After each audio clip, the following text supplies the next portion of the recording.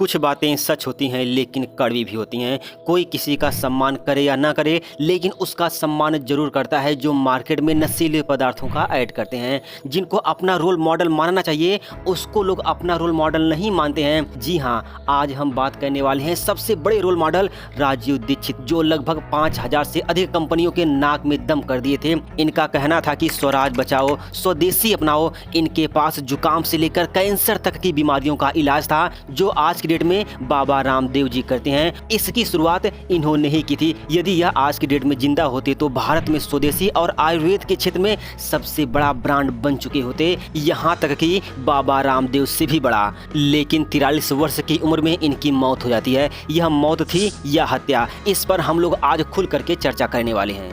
राजीव दीक्षित का जन्म 30 नवंबर 1967 में यूपी के अलीगढ़ में हुआ था। इन्होंने अपना बेसिक पढ़ाई पूरा करके इलाहाबाद बीटेक करने के लिए चले गए। वहां से पढ़ाई खत्म करके आईआईटी कानपुर से इन्होंने एमटेक भी कंप्लीट किया। फिर वहां से फ्रांस चले गए पीएचडी कंप्लीट करने के लिए, और वहां पर इन्होंने जॉब भी किया। कुछ महीनों तक जॉब करने के बाद यह भारत वापस आ गए। यह इतना इंटेलिजेंट थे कि उन्हें CSIR में अब्दुल कलाम जी के साथ भी काम करने का मौका दिया गया। फिर 2 दिसंबर 1984 को भोपाल त्रासदी के बाद इनका नाम सुर्खियों में आने लगा।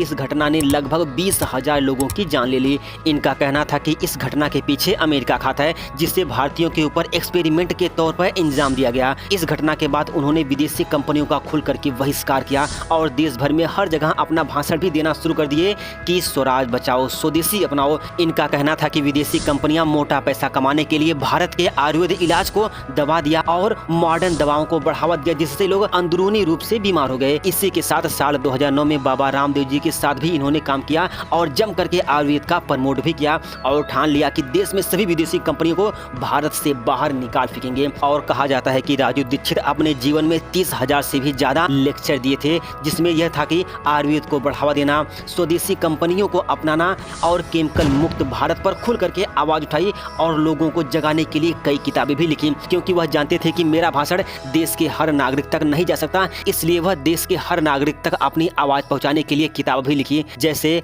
आरोग्य मंत्र, स्वदेशी चिकित्सा, जीरो बजट खेती, अष्टांग हृदयम जैसी कई किताबें भी लिखी, जो किताबें आज की डेट में लाखों लोगों का जीवन बदल रही हैं। इस तरह से धीरे धीरे स्वदेशी अपनाओ का सपना पूरा हो रहा था। विदेशी कंपनियों का भांडा फूट रहा था। करोड़ों लोगों की आंखों से पर्दा हट चुका था। लेकिन सबको पता है मित्र कि अच्छे लोगों के साथ हमेशा बुरा होता है। इनकी बातों से, इनकी किताबों से, इनकी इतनी ज्यादा पॉपुलैरिटी से लोगों को जलन होने लगी। और यह जलन किन लोगों को हो रही थी, अगर आप यह वीडियो यहाँ तक देख चुके हैं तो आप खुद ही समझ गए होंगे कि यह जलन किन लोगों को हो रही थी। फिर दोस्त, यहीं से कहानी मोड़ लेती है। आज से करीब 14 साल पहले 30 नवंबर को एक व्यक्ति की डेथ होती है या मर्डर, किसी को पता नहीं, लेकिन वह आदमी इस दुनिया को छोड़ करके जा चुका था। डेथ के एक दिन पहले 29 नवंबर 2010 दिन सोमवार, राजीव दीक्षित अपने दोस्त दया सागर और ड्राइवर के साथ छत्तीसगढ़ के दिलाई से दुर्ग जाने के लिए कार में बैठकर रवाना होते हैं। अचानक उन्हें कार में बहुत गर्मी और हालत खराब होने लगती है। यह देखकर उन्हें पास के हॉस्पिटल में एडमिट करवाया जाता है, लेकिन हालत ज्यादा खराब होने के कारण डॉक्टर ने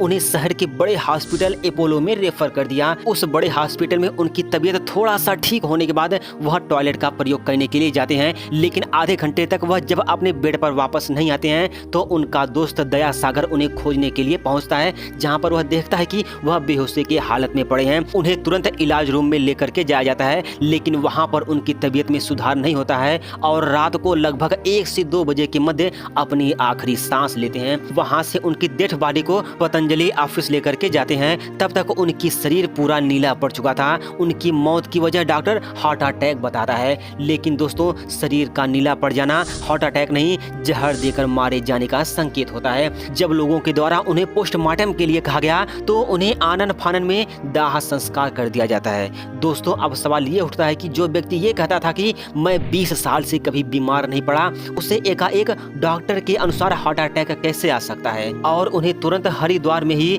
अंतिम संस्कार क्यों कर दिया जाता है? उन्हें मारा गया था या हार्ट अटैक आया था? अपनी राय कमेंट बॉक्स में जरूर दें। एक बात और, इतने महान इंसान को लोग अपना रोल मॉडल नहीं मानते हैं।